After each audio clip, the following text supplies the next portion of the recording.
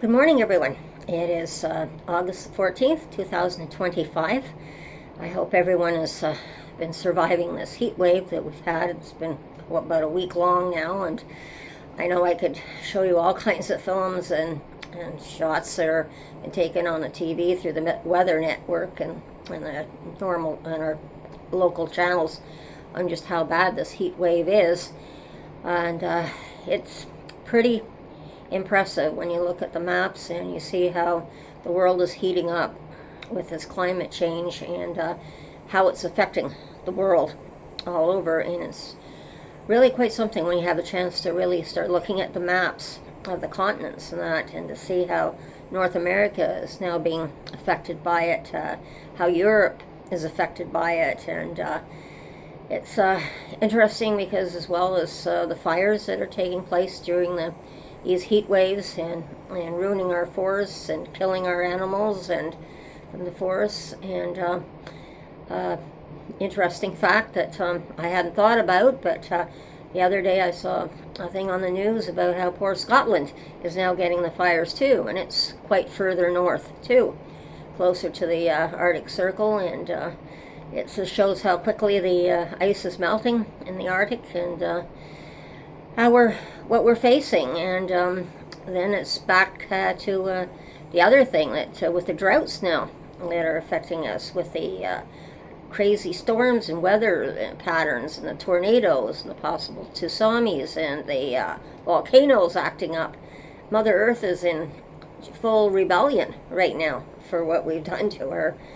And I can't say enough that how are we going to get out of this? And people who are so greedy for money that just seem to think that they can get away with everything, they should be sharing that money with ways of cooling down the planet and green energy and that, and not the old coal and stuff like that. That's not going to help the planet any, and the windmills and that and the solar panels and that. Like, we've been putting a lot of effort into trying to help the planet, and they're making rules and regulations there in the States that are pulling this all back, and then pulling out the immigrants so they cannot collect the food from the fields. And then when you see the droughts, and the other day one of the farmers was showing that where you have the little pea pods and you can see the peas in the pods, they're only getting like half the peas in a pod right now due to the drought. So it's this food insecurity that we're really battling against. And I saw this interesting video that I'm going to put up next on how Food Basics, a store that's here in Canada, I'm not sure about the States, but I know they're here in Canada, and how they're working with one of the food banks, because the food banks are scrambling for food to feed all people who, it's too expensive for the food now. It's only getting more expensive with the food shortages due to the fact that growing seasons are changing, the droughts and everything like this, all these different things that are affecting it. But this is quite good because the grocery store is explaining how the night before the due date, best due date for the food, is actually frozen and then shipped off to the food bank in, I think it's London, Ontario, that's doing this. And I think it's a great idea that so that we don't lose this food. Yes, it's great when we can get best before food, but that's at full cost, and then sometimes they put it on sale for half price, which is really good too at the grocery store, so that if you get some shipped to the definitely the food banks, and other people are able to get it at a discounted price even though it's not the best before date, then that works.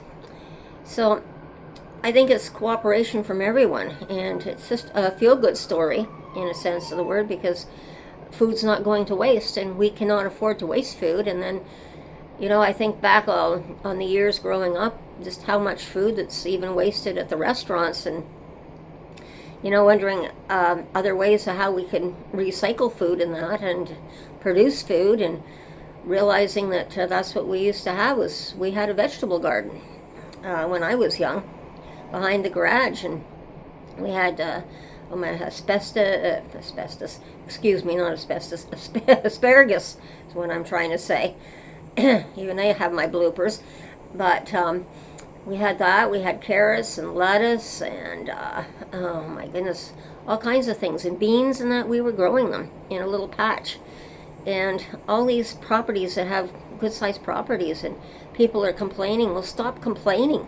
We need to use that space and start growing gardens, even for ourselves, and anything that's left over, make sure it goes to a person who's in need.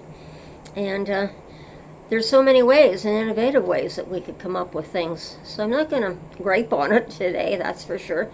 But I just want people to think about it, and then I'm going to put up that video next, as well as what the grocery stores are doing with some of the food banks as well.